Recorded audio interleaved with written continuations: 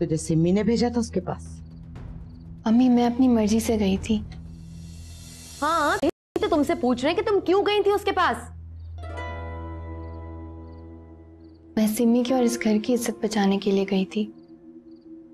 इसके रिश्ते की भीख मांगने के लिए गई थी। फिर क्या कहा उसने? वो किसी भी सिमी जैसी आवारा लड़की से शादी करने को तैयार नहीं है। अरे मेरे खुदा, मैं क्या करूंगी? मैं दुनिया वालों को क्या मुंह दिखाऊंगी? अरे तुम दोनों मुझे तिल तिल मारने से बेहतर है कि दफा मेरा गला घोट के मेरा काम तमाम कर दो। अब बहुत ही पागल हो तुम। पता नहीं तुम कब दादी अम्मा बनने से बाज आओगी। होशी ने तुमसे सिमी के बारे में कुछ गलत कहा भी था तो अम्मी के सामने सच बोलने की तुम्हें जरूरत क्या थी? बेवकूफ कहेंगी। अम्मी अम्मी बस करें ना, आप क्यों परेशान हो रही हैं अब इतना? अच्छा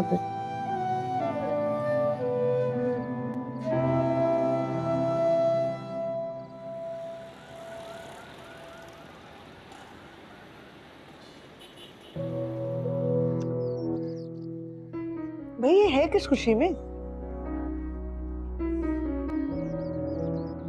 माशाल्लाह माशाल्लाह, तुम दोनों का ये प्यार देखकर ना मेरी आंखों में आंसू आ जाते हैं। अब मेरा मतलब है कि देवर भाभी वाला।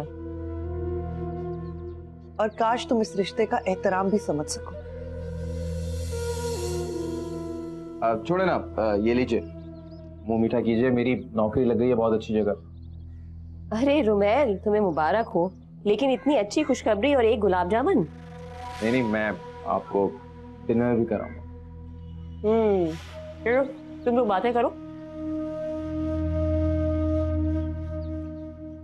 तुम्हें बहुत बहुत मुबारक हो। मैं तुम्हें बता नहीं सकती कि मैं कितनी खुश हूँ। भाभी ये सब आपकी दुआओं का ही नतीजा है। ये मेरी नहीं, तुम्हारी मेहनत का नतीजा है। जिस तरह मुश्किलात का तुमने डट के मुकाबला किया है ना, ये तुम्हारे सब्र का फल है। अच्छा छोड़, अब मुझे ये बताएं कि हम बच्चों को लेने कब चलें? रुमैल, मैं तुम्हें कितनी दफा समझाने की कोशिश कर चुकी हूँ, ये सब कुछ इतना आसान नहीं है। क्या मतलब? आप कैसे कह सकती हैं? अपने जिगर के टुकड़ों को उस शगुफ्ता के हाल पे छोड़ देंगी आप? रुमैल, तुम हकीकत को समझने की कोशिश करो। फैसल उन बच्चों का बाप है और मैंने खुशी से बच्चे उसके हवाले किए। सब तो मैं ये चाहती हूँ कि मैं यहाँ से फैसल के घर ही जाऊं। क्या कह रही हैं आप? और तब तक आप इस घर में रहेंगी नौकर बनके? मेरी नीयत साफ है और मुझे सब्र का फल अल्लाह जरूर देगा। और तुम देखना, एक दिन मैं फैसल के दिल में पैदा होने वाले सारे शक खत्म कर दूंगी। भाभी रुमैल प्लीज, जहां इतना कुछ बर्दाश्त किया है, थोड़ा सा सब्र और कर लो। तुम देखना, जीत हमेशा सच की होगी।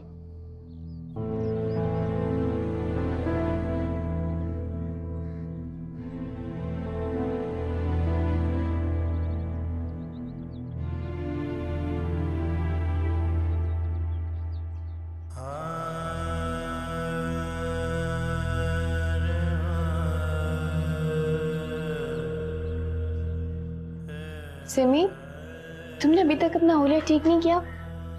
जल्दी से तैयार हो जाओ, मैं नाश्ता बना कर ला रही हूँ, ठीक है? मुझे भूख नहीं है। भूख नहीं है? सिमी तुम्हारा दिमाग ठीक है? तुमने रात को भी कुछ नहीं खाया था। अगर नाश्ता नहीं करोगे तो तुम्हारी तबीयत खराब हो जाएगी। अच्छा है ना, इसी बहाने में मर जाऊंगी। और वैसे भी मुझ जैसी आवारा और बदचलन लड़की को जीने का कोई हक नहीं है। वो तो बकवास कर रहा था, घटिया इंसान। घोषी ने बिल्कुल सच कहा था तुमसे। मुझे पार्टीज में जाने का और अमीर घर के लड़कों से फ्रेंडशिप करने का बहुत शौक था ना। और हर शौक की कोई ना कोई कीमत तो अदा करनी ही पड़ती है।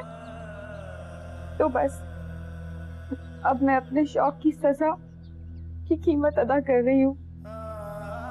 तो बस अब यूं समझ लो कि ये सजा मेरे शौक की कीमत है। जो मुझे हर हाल में अदा करनी पड़ेगी। सिमी प्लीज तुम परेशान मत हो, सब ठीक हो जाएगा। अच्छा चलो तुम रेडी हो जाओ, मैं नाश्ता बना के लाती हूँ, ठीक है?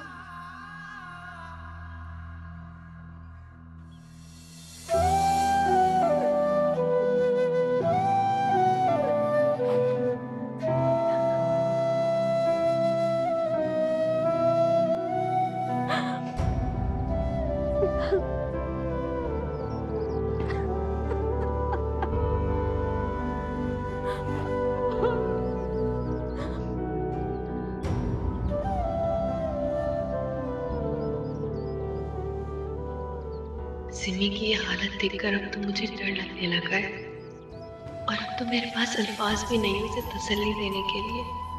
अब पता नहीं क्या होने वाला है। दूर बेटा। जी अब्बू। बेटा तुम सो रही हो? नहीं अब्बू, मैं रो नहीं रही, वो मेरे सर में दर्द हो रहा है ना, इसीलिए आपको ऐसा महसूस हो रहा होगा कि मैं रो रही हूँ। बेटा अगर सर में दर्द हो रहा है तो दवाई खाओ, यहाँ काम क्यों कर रही हो? जी मैं दवाई खाने ही जा रही थी। हाँ बेटा, तो जल्दी खा लो।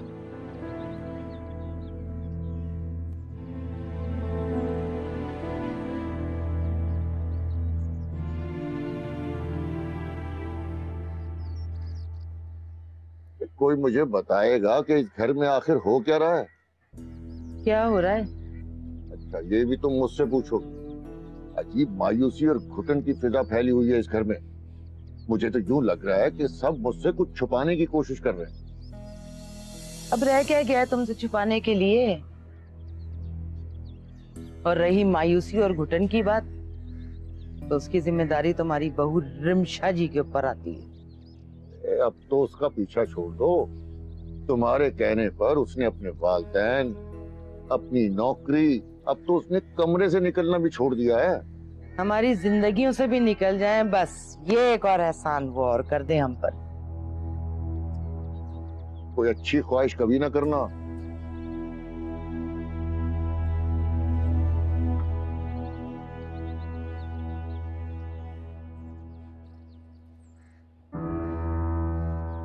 सिमी तुम अभी तक रेडी नहीं हुई हो? जल्दी से रेडी हो जाओ, मैं बेड लेके आती हूँ।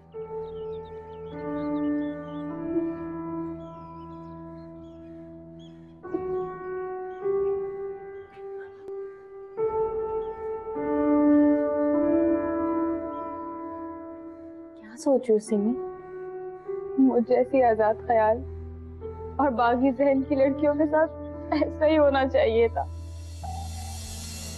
मुझे बहुत शौक था ना ऊंची उड़ान उड़ने का, लेकिन अब गोशी ने मेरे ऐसे पर काटे हैं, ऐसे पर काटे कि मैं उड़ना तो दूर, जमीन पर चलना भी भूल गई हूँ।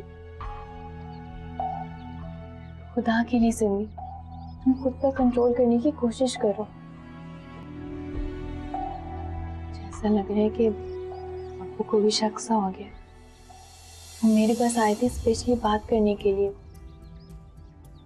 लेकिन मेरी आंखों में छुपे आंसू देखकर शायद उनकी हिम्मत नहीं हुई पूछने की। यही खौफ तो मुझे खाए जा रहा है कि अगर अब्बू जान और भाई को मेरी हकीकत का इल्म होगा तो उन पर क्या गुजरेगी। अच्छा प्लीज अभी तो तुम नाश्ता करो, मैं अब्बू के पास जा रही हूँ उनका शक दूर करने के लिए।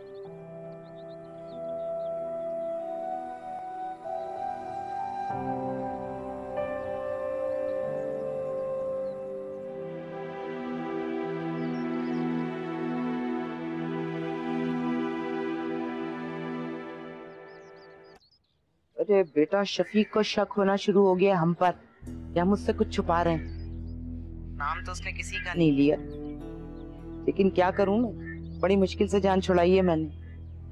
आखिर कब तक हम इस राज को छुपाते रहेंगे? मेरी तो समझ में नहीं आ रहा कि मैं इस लड़की का करूं तो क्या करूं। अम्मी अब इस मसले का सिर्फ एक ही हल, किसी लेडी डॉक्टर को कुछ दे दिलाकर इस मामले को हमेशा हमेशा के लिए खत्म करा, ताकि सांप भी मर जाए और लाठी भी। अरे बेटा, तुम तो बस हलवा समझ रही हो ना कि यूं तुमने कहा और ये सारा काम इस तरीके से हो जाएगा।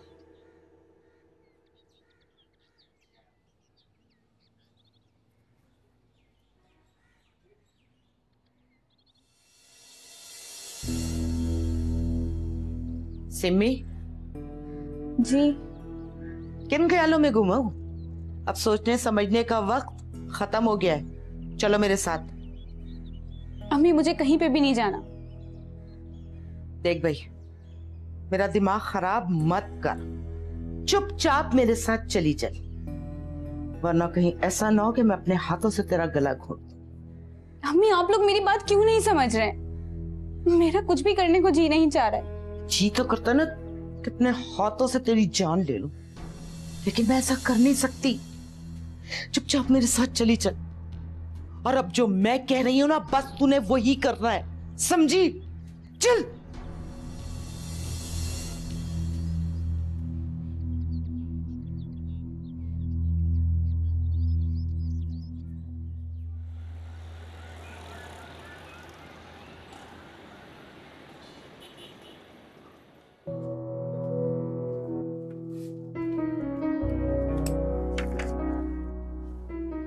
ये मैं अभी साइन नहीं कर रहा, मैं इसे पढ़ना चाहता हूँ। मैं आपको कॉल करके बुला लूंगा जब साइन कर लूंगा, ठीक है? Thank you.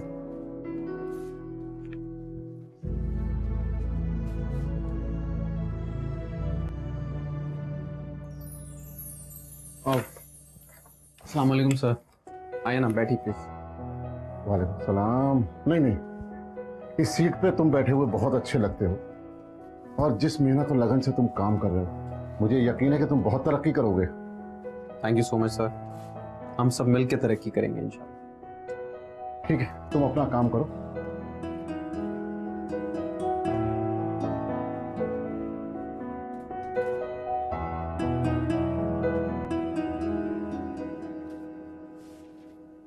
मैंने आपको कल बताया तो था कि आपकी बेटी माँ बनने वाली है।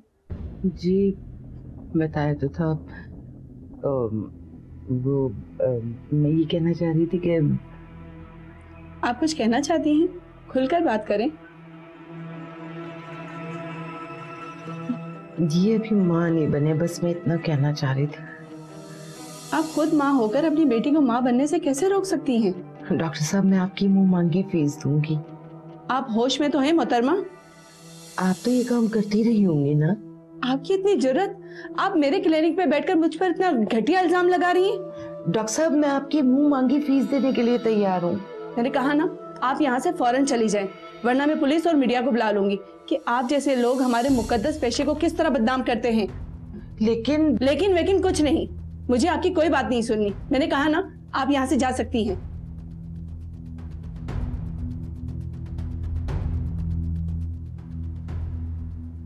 मैंने कहा ना, आप यहाँ से जा सकती हैं। ठीक।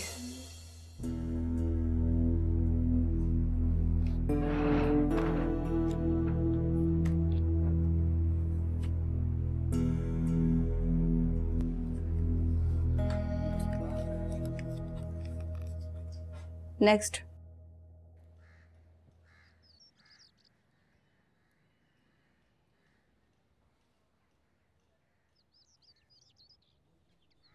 जल्द से जल्द सिमी के मसलों का कोई हल निकालना होगा, नहीं तो अम्मी और आपी के तानों से तंग आकर कहीं वो ऐसा कदम ना उठा ले कि जिसकी वजह से हमें जिंदगी भर पछताना पड़े।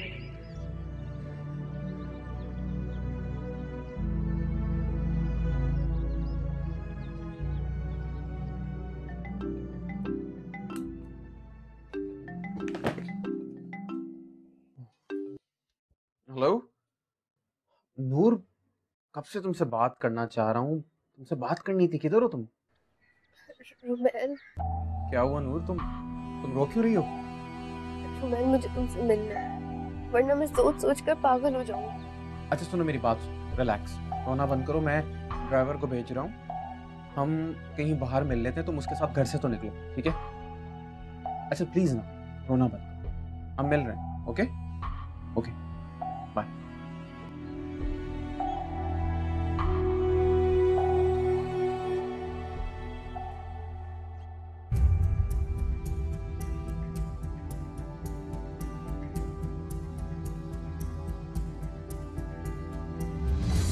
रिमशा, तुम क्या हमसे नाराज हो? अम्मी, आपने ऐसा सोच भी कैसे लिया कि मैं आपसे कभी नाराज हो सकती हूँ? बेटा, अब मिलना तो दूर की बात, तुमने तो फोन करना भी बंद कर दिया है। बस अम्मी, घर के कामों से फुर्सत ही नहीं मिलती। शाम में मुझे रोजाना ऐसे कहीं घुमाने या डिनर के लिए ले जाते हैं। रिमशा, क्या तुम सच कह रही हो? अम्मी, मैं आपसे झूठ क्यों बोलूंगी? अच्छा अम्मी, मुझे शफीक अंकल बुला रहे हैं, मैं आपसे बाद में बात करूंगी। खुदा हाफिज।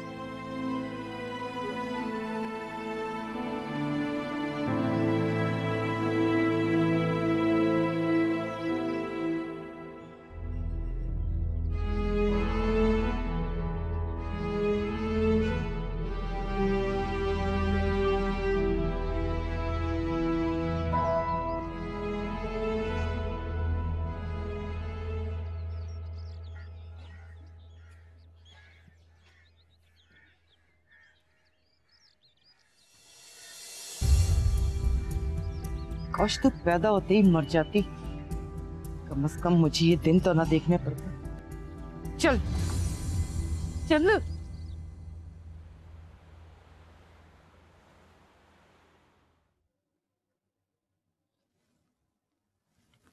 नूर देखो, अब तुम इस तरह से परेशान रहोगी तो किसी मसले का कोई हल तो नहीं निकल आएगा ना।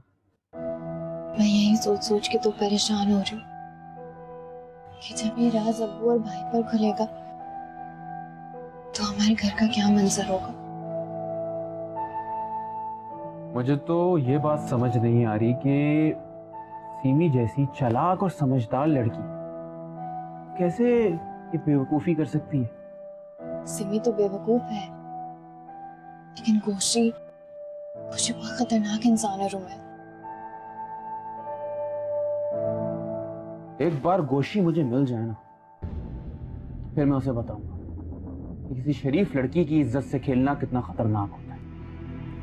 फिर तुम एक काम करो, तुम मेरी गोशी से फोन पे बात कराओ। जब से मेरी उससे मुलाकात हुई है उसने अपना फोन बंद कर दिया है। तुम्हारे पास गोशी का एड्रेस भी नहीं है? उसके पास भी वही नंबर था जो बंद कर चुका है वो।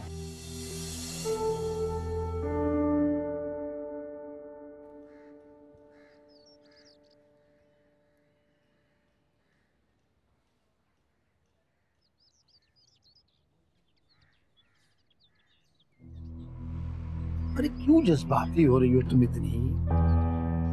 तुम संदिल बाप हो सकते हो तो क्या मैं अपनी बेटी के लिए जज्बाती नहीं हो सकती? अरे तुम मेरी बात का गलत मतलब क्यों ले रही हो? तुम भी जानती हो कि रिमशा के ससुराल वाले हमें पसंद नहीं करते, और अभी तो तुमने रिमशा से फोन पर बात की है। अभी मैंने उसकी आवाज में जो दर्द और जो कर महसूस किया है ना, इसीलिए जा रही हूँ। अरे मैं अपनी मेरी बेटी बहुत तकलीफ में है वहाँ पर, मुझे अब दुनिया की कोई ताकत नहीं रोक सकती, बस मैं जाऊंगी। रेहाना, मेरी बात जा रही हूँ। रेहाना, रेहाना।